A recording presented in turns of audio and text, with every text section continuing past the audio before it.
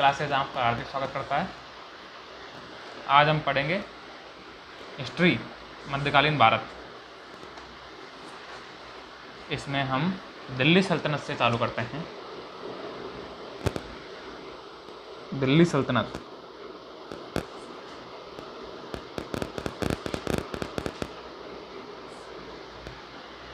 सल्तनत यहाँ से बेसिक रूप से 1206 से चालू होती है। कब से चालू होती है? 1206 ईस्वी से। 1206 ईस्वी में मोहम्मद गौरी की मृत्यु हो गई थी।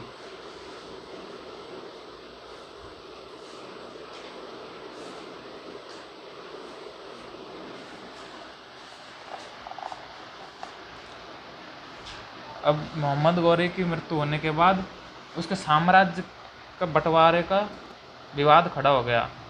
तो उसके साम्राज्य को तीन गुलाम कौन कौन से हैं? यल्दौज, कुबाचा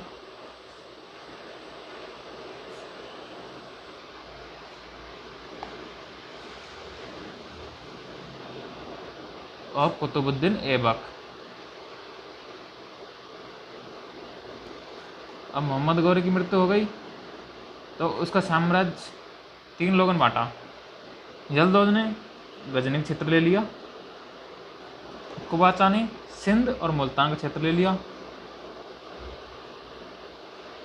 और भारत का साम्राज्य मिला कुतुबुद्दीन ऐबक को।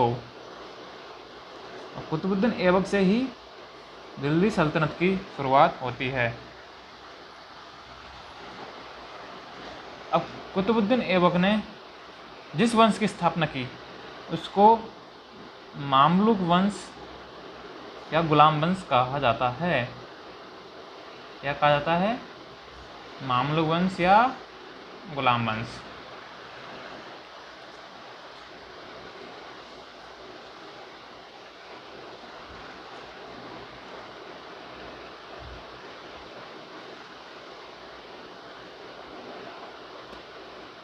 अब 1206 में कुतुबुद्दीन ऐबक साम्राज्य बना तो ये तुर्क था, तो भारत में तुर्की साम्राज्य की स्थापना हो गई, जो कि 1206 ईस्वी में और 1290 तक इसने मजबूत स्तंभ रख लिया।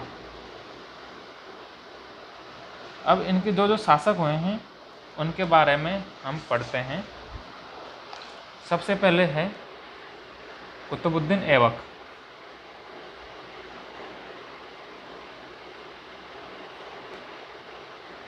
कुतुबुद्दीन ऐबक का कार्यकाल रहा था 1206 से 1210 तक।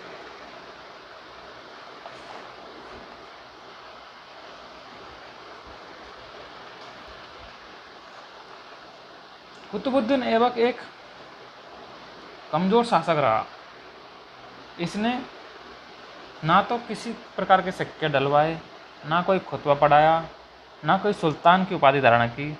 इससे पहले के शासक कोई सिक्के डलवाते थे जिससे इतिहास में उनका नाम अमर हो जाए। कुछ लोग अपने नाम से खुतबा पढ़ाते थे, कुछ लोग सुल्तान की उपाधि धारण करते थे, लेकिन इसने ऐसा नहीं किया, बल्कि मलिक और सिपहसालार की नम्र उपाधि धारण की। क्या उन्होंने से उपाधि की? मलिक सिपहसालार नाम से नम्र उपाधियां धारण की। एक अनुभवी व्यक्ति तो था, लेकिन मात्र 4 वर्षों का शासन था इसका। जब मोहम्मद गौरी की मृत्यु हुई तो ये राजा बन चुका था, लेकिन साथ ही भारत के साम्राज्य पर और लोगों ने अपना दावा किया। जैसे इनमें प्रमुख नाम है यल्दौज। इसने कहा कि भारत का शासन भी उसका रहेगा, लेकिन ऐबक ने कड़ा विरोध किया और खुद ही राजा बना। 1210 ईस्वी में इसकी 1210 ईस्वी में कुतुबुद्दीन ऐबक की मृत्यु हो गई। क्या हो गई? कुतुबुद्दीन ऐबक की मृत्यु। कैसे हुई? इसकी मृत्यु हुई चौगान खेलते हुए। अब चौगान होता है पोलो, पोलो का नाम ही है चौगान। चौगान खेलते हुए 1210 ईस्वी में कुतुबुद्दीन ऐबक की मृत्यु हो गई। प्रजा में इसने एक न्यायपूर्ण राजा के रूप में प्रसिद्ध हुआ। इसने एक किला था, किला ए राय पिथौरा। कौन सा किला था? किला ए राय पिथौरा। किला ए राय पिथौरा। किला ए राय पिथौरा नाम से एक प्राचीन एक राजपूती दुर्ग था ये। इसके निकट दिल्ली के 7 नगरों में से पहले नगर की स्थापना की। 7 नगर, उनमें से फर्स्ट की नींव रखी इसने। सूफी संत ख्वाजा कुतुबुद्दीन बख्तियार काकी के नाम से प्रसिद्ध पत्थरों की मीनार कुतुब मीनार बनवाई। उसका निर्माण चालू किया इसने कुतुब मीनार का।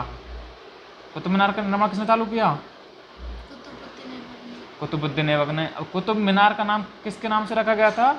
सूफी संत, ख्वाजा मोइनुद्दीन। नहीं, वो ख्वाजा मोइनुद्दीन चिश्ती अजमेर के थे। ये हैं सूफी संत ख्वाजा कुतुबुद्दीन बख्तियार काकी। इसके नाम से क्या बनवाई? कुतुब मीनार। कुतुब मीनार की ऊंचाई कितनी है? 238 फुट। कितनी? सर कुतुब मीनार दिल्ली में भी के साथ। हाँ जी, हाँ जी, कुतुब मीनार दिल्ली में है। लेकिन इसका निर्माण तो चालू करवाया कुतुबुद्दीन ऐबक ने, लेकिन जब इसका निर्माण कार्य चल रहा था तो उस टाइम पे इसकी मृत्यु हो जाती है। अब कार्य अधूरा रह गया। अब कार्य अधूरा रहेगा तो आगे कोई शासक बनेगा, उसको पूरा करवाता है। तो इससे आगे जाके कोई शासक होंगे इल्तुतमिश, उसने इसके कार्य को पूरा करवाया। ठीक है जी। Yes sir. अब कुतुबुद्दीन ऐबक की मृत्यु हो गई 1210 ईस्वी में। कब होगी? 1210 ईस्वी में। अब इसके बाद इसका पुत्र बनता है शासक। उसके पुत्र का नाम है आराम शाह। क्या नाम है इसके पुत्र का? आराम शाह। लेकिन वो एक अयोग्य शासक कह लो या कमजोर शासक कह लो, तो उसने सिर्फ 8 माह शासन किया। उसके बाद इल्तुतमिश ने इसको पराजित कर दिया। किसने पराजित कर दिया? इल्तुतमिश ने। ये इल्तुतमिश कौन था? इल्तुतमिश एक शासक था जो पहले जो इसका पुत्र था आराम शाह, ये लाहौर से शासन कर रहा था। तो इल्तुतमिश एक पहले, इससे पहले कोई शासक नहीं था, लेकिन इसको पराजित करेगा। अब इसके बारे में हम आगे पढ़ते हैं। इल्तुतमिश के बारे में अभी बताते हैं आपको आगे क्या क्या किया इसने। अब हम पढ़ते हैं इल्तुतमिश के बारे में।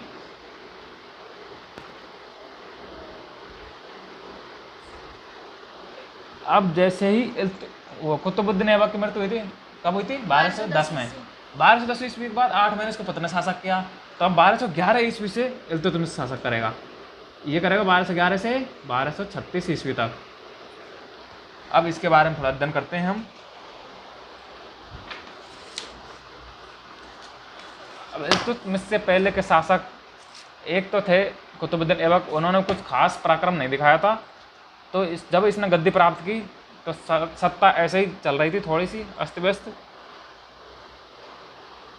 अब इसके आने के बाद इसने दिल्ली सल्तनत में साम्राज्य को मजबूत किया। इसलिए इल्तुतमिश को ही दिल्ली सल्तनत का वास्तविक संस्थापक कहा जाता है। दिल्ली सल्तनत का वास्तविक संस्थापक।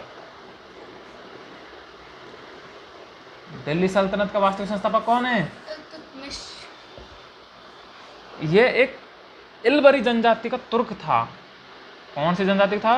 इल्बरी जनजाति। इल्बरी जनजाति का तुर्क था इल्तुतमिश। और ग्वालियर और बुलंदशहर का सूबेदार। ग्वालियर बुलंदशहर का सूबेदार और बुलंदशहर का सूबेदार था। 1206 में ऐबक ने उसे बदायूं का 1206 में कुतुबुद्दीन ऐबक ने इसको बदायूं का सूबेदार बनाया। ऐबक की मृत्यु के बाद दिल्ली के कुलीन तुर्कों ने आराम शाह की योग्यता मतलब उसका पुत्र अयोग्य घोषित कर दिया। इल्तुतमिश ने आराम शाह को पराजित कर दिया। आराम शाह था जो उसने लाहौर को शासक का मुख्य केंद्र लाहौर बनाया था आराम शाह ने, लेकिन इल्तुतमिश ने दिल्ली को प्रमुख केंद्र बनाया।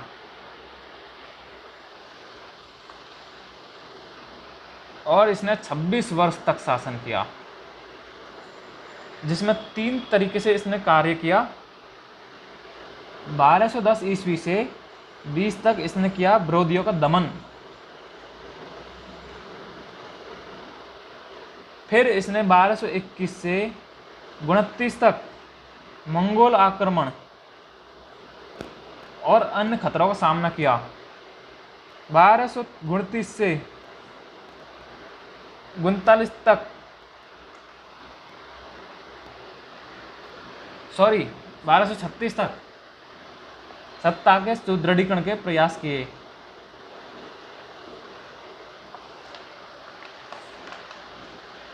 इल्तुतमिश जैसे शासक बना तो उसकी सबसे पहली चुनौती ताजुद्दीन यल्दौज ने दी। किसने दी? ताजुद्दीन यल्दौज। जिसे ऐबक ने पराजित किया था, परंतु वह दिल्ली पर अपना अधिकार चाहता था मोहम्मद गौरी की मृत्यु के पश्चात। उसने कुतुबुद्दीन शासक बना था तब भी प्रयास किया था, लेकिन ऐबक ने उसे पराजित कर दिया था। अब ऐबक की मृत्यु के बाद अब उसने दोबारा प्रयास किया, लेकिन इल्तुतमिश इस समय अपने साम्राज्य में विद्रोह करने वाले कुतुबी और मुइज्जी सामंतों को कमज़ोर करने में लगा। जैसे ही यल्दौज का आक्रमण हुआ, उस टाइम इल्तुतमिश क्या कर रहा था? उसके ही अपने साम्राज्य में विद्रोह करने वाले कुतुबी और मुइज्जी, इनके विद्रोह को दबाने में व्यस्त था। उसने अपने विश्वास पर 40 दास अधिकारियों को सामंत के रूप में नियुक्त किया और दल चालीसा का गठन किया। तो क्वेश्चन आएगा, दल चालीसा का गठन किसके समय हुआ? इल्तुतमिश के समय। और इसने ये कुतुबी और मुइज्जी को पराजित किया और पदों से हटा दिया। इस तरह उन्होंने पूर्ण नियंत्रण प्राप्त किया और आंतरिक स्थिति मजबूत की। अब लेकिन एक खतरा था ताजुद्दीन यल्दौज। इनका आक्रमण हुआ 1215-16 में।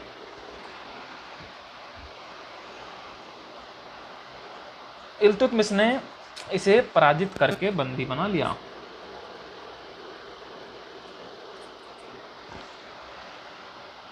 अब इल्तुतमिश का दूसरा विरोधी मुल्तान और सिंध का गवर्नर नसीरुद्दीन कुबचा था, जो नसीरुद्दीन कुबचा, ये सारे मोहम्मद गौरी के सत्ता में बंटवारे में शामिल थे। अब ये भारत पर अपना दावा प्रस्तुत करते थे, लेकिन इल्तुतमिश ने इसको भी पराजित कर दिया।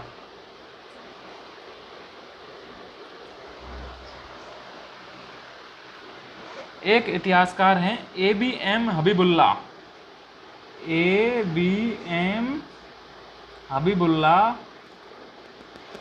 ये इल्तुतमिश के बारे में कहते हैं, ऐबक ने सल्तनत की सीमाओं और उसकी संप्रभुता की रूपरेखा बनाई और इल्तुतमिश निसंदेह पहला सुल्तान था।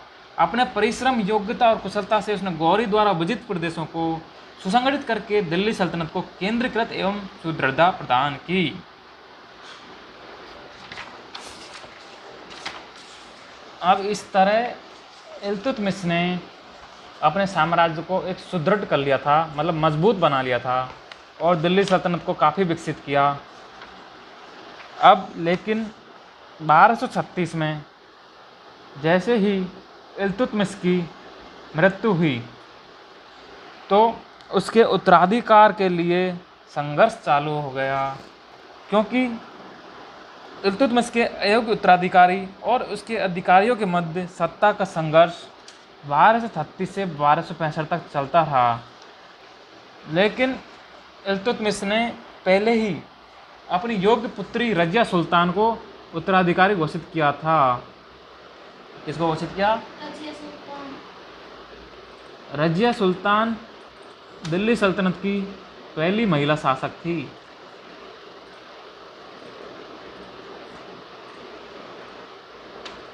पहले महिलाओं को शासक नहीं बनाया जाता था, लेकिन ये पहली शासक बनाई क्योंकि इसका कोई और उत्तराधिकारी था नहीं, तो नहीं था। तो घोषित इल्तुतमिश ने पहले कर दिया था कि उसके बाद उसकी पुत्री रजिया उसकी उत्तराधिकारी होगी। लेकिन जैसे उसकी मृत्यु हो जाती है, मृत्यु होने के बाद कुछ अमीर लोग थे, उन्होंने एक उसके अयोग्य पुत्र था कोई रुकनुद्दीन फौज, उसको सुल्तान बना दिया।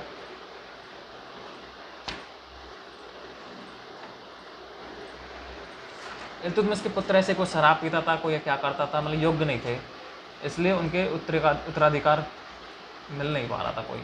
तो उसको पता था कि मेरे पुत्र तो योग्य है नहीं, तो मैं अपनी पुत्री को उत्तराधिकारी घोषित कर देता हूँ। अब रजिया को उत्तराधिकारी घोषित तो कर दिया, लेकिन जैसे उसकी मृत्यु हुई तो वहाँ के अमीर लोगों ने उसके एक शराबी पुत्र रुकनुद्दीन फौज को सुल्तान बना दिया। उसके शासनकाल में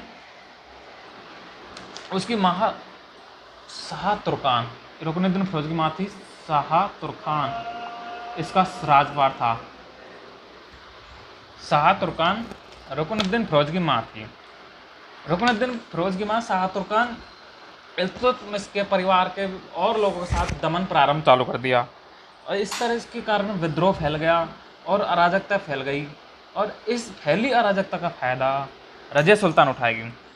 रजिया सुल्तान ने दिल्ली की जनता के सामने सहायता मांगी और जनता ने रजिया सुल्तान का समर्थन भी किया, और रुकनुद्दीन को बंदी बना लिया गया और रजिया सुल्तान खुद दिल्ली की गद्दी पर बैठी। यह पहली घटना थी तब जनता के द्वारा उत्तराधिकार के मामले में जन समूह का निर्णय लिया गया।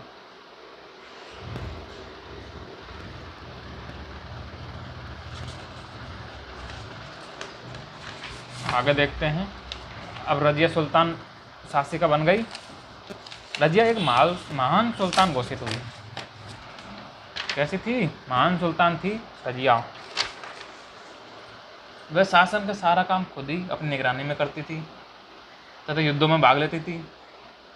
उसने एक अबिसीनियाई मलिक याकूत, कौन?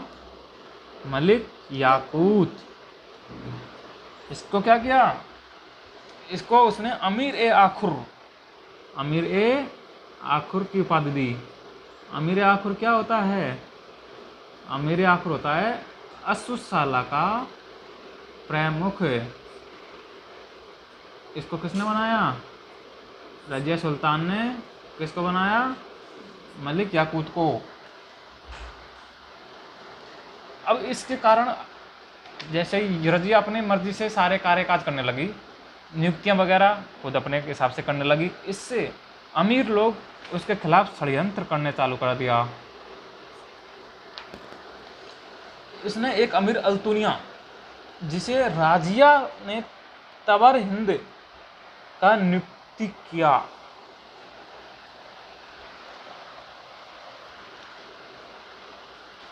एक अमीर था अल्तुनिया,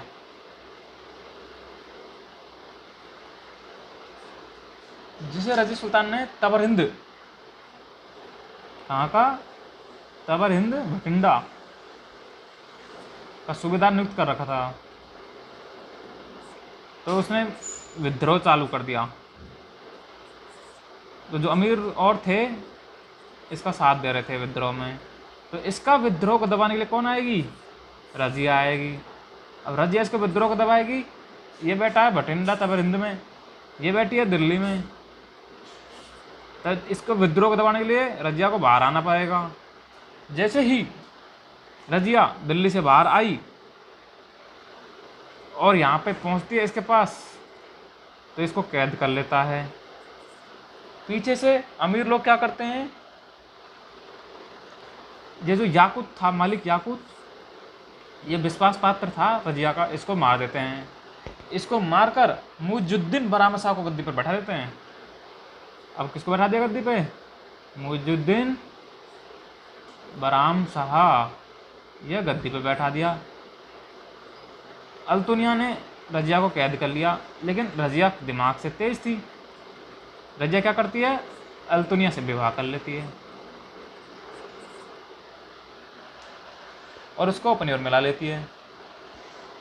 फिर वो राजधानी की ओर प्रस्थान करती है दोबारा, लेकिन इनके साथ ही कोई नहीं था। युद्ध में हारी हुई होने के कारण कैथल के निकट, कौन सी जगह, कैथल के निकट डाकुओं ने इसकी हत्या कर दी। अब रजिया की मृत्यु के बाद वहाँ पे अराजकता, षड्यंत्र फैलना चालू हो गए। अमीर लोग अपने हिसाब से शासन चलाना चाहते थे। अब कुछ समय बाद मुइजुद्दीन बारामशाह की भी हत्या कर दी गई। उसके बाद अलाउद्दीन मसूद शाह शासक बना। अलाउद्दीन मसूद शाह शासक बना। अमीरों ने उसकी भी हत्या कर दी। इस काल के बाद बलवन नामक आदमी धीरे धीरे काफ़ी शक्तिशाली और अपनी अलग पहचान रखता था अमीरों में। उसने मसूद शाह को बंदी बनाकर इल्तुतमिश के पौत्र नासिरुद्दीन मोहम्मद, बलवन ने क्या किया, मसूद शाह को बंदी बना लिया। अब उसने इल्तुतमिश के पौत्र नसीरुद्दीन इसको शासक बना दिया। सर दोबारा बोलने से नहीं आया। दोबारा बताएं। जैसे रज़ी सुल्तान की मृत्यु हो जाती है, हत्या कर देते हैं उसके डाकू, तो उसके बाद पीछे से अमीर लोग मुइजुद्दीन बारामशाह को शासक बनाते हैं। लेकिन अमीर लोग अपने हिसाब से शासन चलाना चाह रहे थे, तो उनकी प्लानिंग से मुइजुद्दीन बारामशाह की हत्या करवा देते हैं। मुइजुद्दीन बारामशाह की मृत्यु के बाद अलाउद्दीन मसूद शाह शासक बनाते हैं। लेकिन उसी समय एक बलवन नाम का आदमी इस अमीरों में काफ़ी प्रसिद्ध था, तो वो क्या करता है, अलाउद्दीन मसूद शाह को भी बंदी बनाकर इल्तुतमिश के पौत्र नसीरुद्दीन महमूद को वहाँ का शासक बना देता है। ठीक है जी। अब नसीरुद्दीन शासक कर रहा था, बलवन की स्थिति मजबूत होती जा रही थी, तो बलवन को इसने उल्गू खां की उपाधि से सम्मानित किया।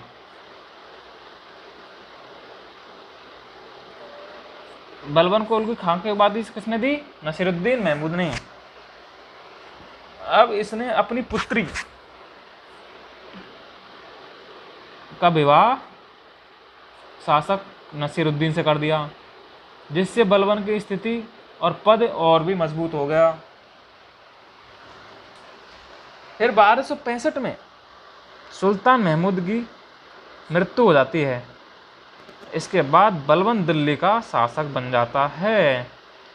कौन बनता शासक अब, बलवन ने पहले ही पैर पसारने चालू कर दिए थे, इसलिए उसकी सारी राजनीति थी। कुछ इतिहासकार मानते हैं कि बलवन ने खुद ही सुल्तान को जहर देकर हत्या करी थी।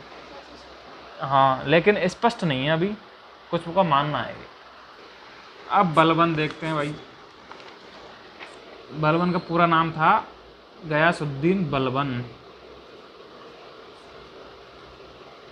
गयासुद्दीन बलवन 1265 से 1286 तक दिल्ली के शासक पर रहा। इल्तुतमिश का पौत्र था, सुल्तान महमूद की मृत्यु हो गई, उसके बाद बलवन ने दिल्ली की गद्दी पर बैठ गया। बलवन की प्रमुख चुनौती थी सुल्तान के पद की गरिमा को बनाए रखना, क्योंकि जो तुर्की अमीर बैठे हुए थे वहाँ पे, वो सुल्तान को अपने हाथों की कठपुतली समझते थे। वो अपने हिसाब से शासन चलाना चाह रहे थे और सुल्तान को नाम मात्र रखना चाह रहे थे। लेकिन बलवन उनके बीच में रहा था, तो उसे उनकी भावनाओं को पता था। बलवन क्योंकि स्वयं चालीसा दल का सदस्य रह चुका था, तो उसने सबसे पहले चालीसा दल को भंग किया। किसको भंग कर दिया, चालीसा दल भंग। बनाया किसने था, इल्तुतमिश ने।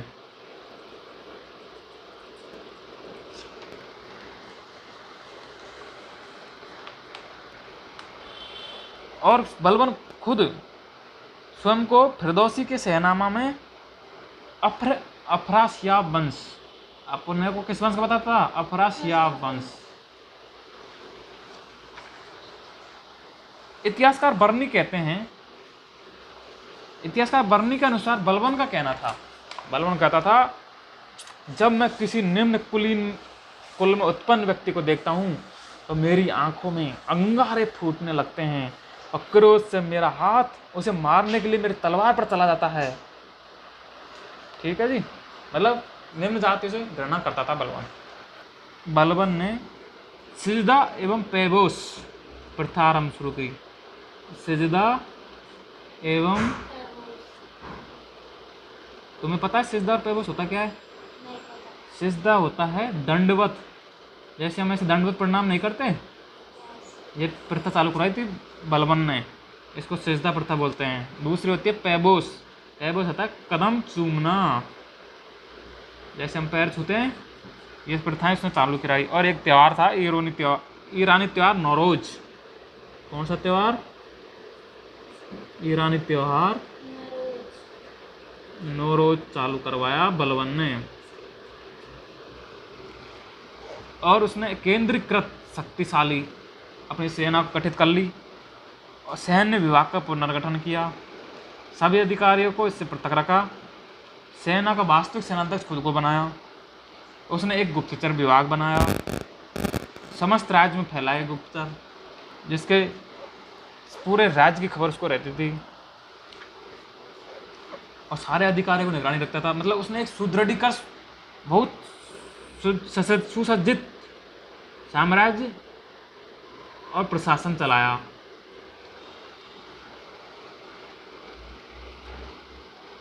और 1286 में बलबन की मृत्यु हो जाती है। बलबन मृत्यु कब हुई? 1286 में। बलबन दिल्ली के सल्तनत के निर्माता शासकों में से था। मतलब दिल्ली के निर्माण में बलबन का भी काफ़ी अच्छा योगदान रहा है। इतिहास में उसके योगदान भूलने लायक नहीं है। अब इसकी मृत्यु के बाद उसके उत्तराधिकारी, बलबन के 2 पुत्र थे। एक पुत्र था युवराज मोहम्मद, जिसकी मृत्यु बलबन के समय मंगोलों से युद्ध करते हुए हो गई। दूसरा पुत्र था बगरा खान, लेकिन उसको सुल्तान पद से उदासीनता थी, तो ये सुल्तान पद बनने के योग्य नहीं था या फिर बनना नहीं चाहता था। तो उससे पहले ही बलबन ने सुल्तान महमूद के पुत्र कै खुसरो को उत्तराधिकारी नियुक्त किया था। इसको कै खुसरो को।